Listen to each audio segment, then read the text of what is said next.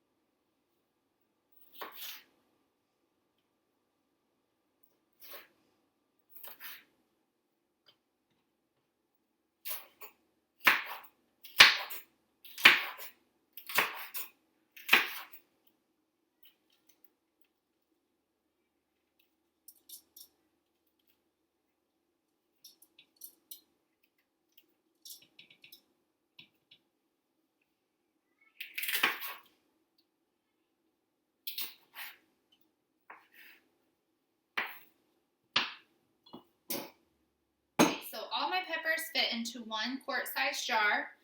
And so the recipe that I have, and my mom had to send it to me because I lost the recipe, it is actually for 4 pint-sized jars. So that would be 2 quart-sized jars. However, this one's pretty packed full because I wanted just to make sure that it all got into 1 jar, and it also helps alleviate some of the room in my refrigerator because I have tons of stuff in there right now. So I'm going to half the recipe. It calls for 2 to 3 cloves of garlic, and you can mince it or just smash it and boil it and then remove it. I don't particularly like garlic pickled, so I infuse it in the boiling solution of the brine, and then I take it out before I pour it in my jar. It's really personal preference. I just feel like after a while the garlic kind of gets a tough flavor. And so since that clove is pretty small, I'm going to do 2 small cloves of garlic. And what I do is I just cut the ends off and I peel it. Move this so you can see. So you just get the clove completely wiped off, and then you just take your knife and kind of smash it, and you're going to immediately smell the garlic, which I love garlic. I just feel like it gets like an old taste after it's been pickled, because these banana peppers being pickled in this solution, they can last up to 6 months in the refrigerator without building a bacteria because of the brine and the vinegars and salts.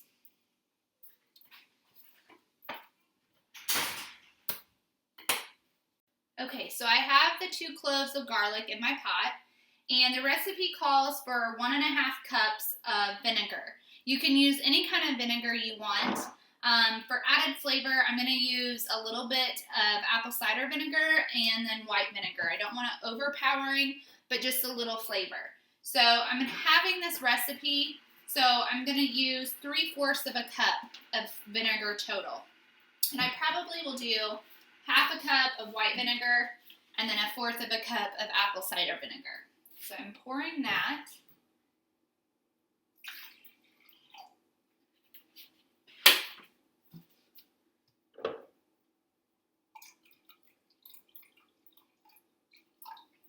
So I have all my vinegar solution,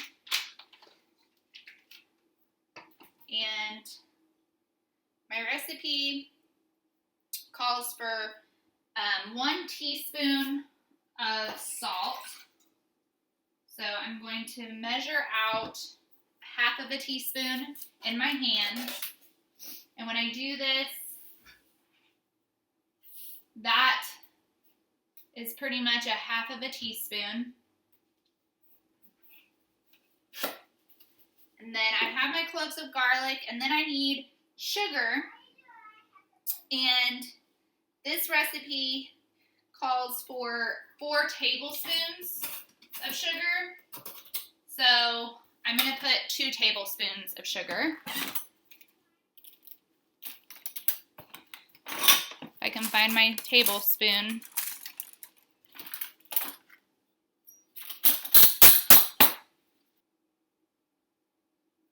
I need 3/4 of a cup of water because they call for a 1.5.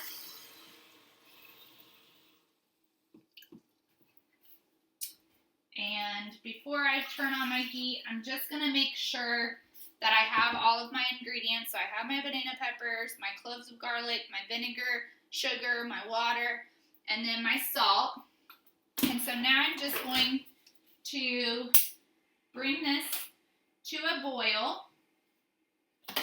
And while it's boiling, I'm going to clean up my kitchen.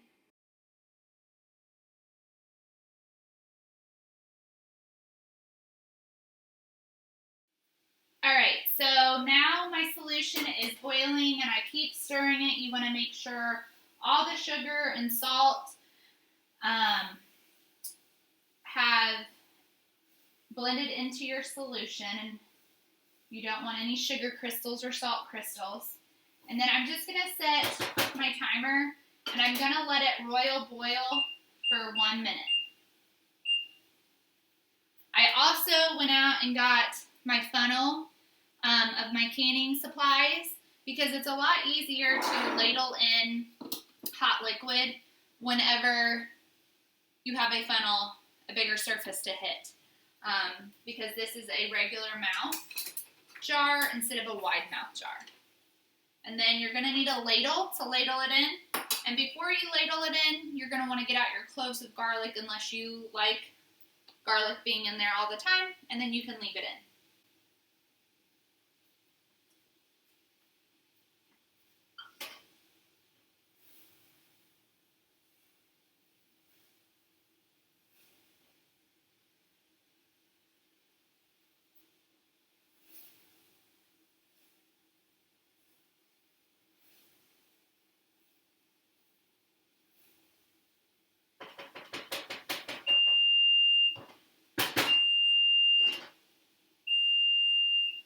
Alright, so I'm going to turn off the heat. It's been a minute, and now I'm going to just carefully fish out the garlic and put it in my garbage bowl. And if you don't get every piece of a clove, since we smashed it to help it infuse easier, that's okay. I just like to get most of it out just because I don't really like the bitter taste that it leaves after it's been in there for a long time.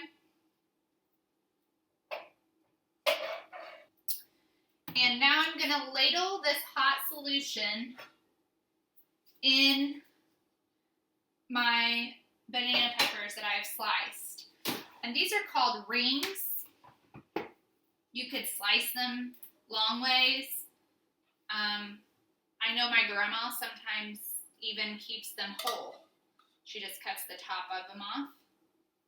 So I'm going to move this a little closer. You just really want to carefully do this because this solution is really hot. And just like in canning, you want to leave at least a 1/2 inch headspace since we're not hot water bathing this.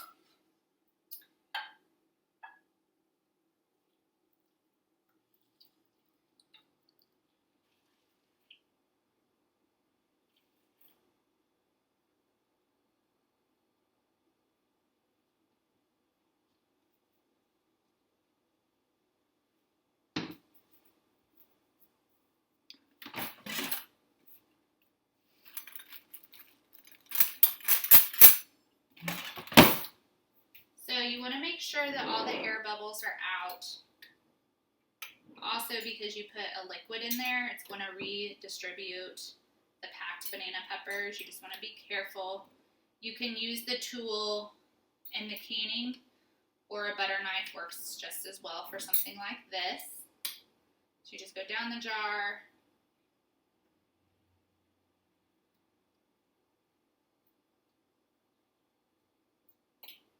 Because I have so many in here, I'm going to pour just a little bit more of my solution in, because you only need about a 1/2 inch of headspace instead of a full inch, which is the rim. So I'm just going to put this back in to help and pour just a little bit more. And I have a tiny bit left over, but we're going to be eating these really soon. And now they're all covered. So all you do is you put your lid, put your lid on and your rim. They're going to cool. You don't want to put something really hot in the fridge right off the bat. And then you're going to want to let them sit in the refrigerator for at least 24 to 48 hours before you eat them. The longer they sit, the better they taste. That's what's great about refrigerated pickles, is that the longer you sit, the better they taste. So this is another method to preserve foods, the quick refrigerated pickling method.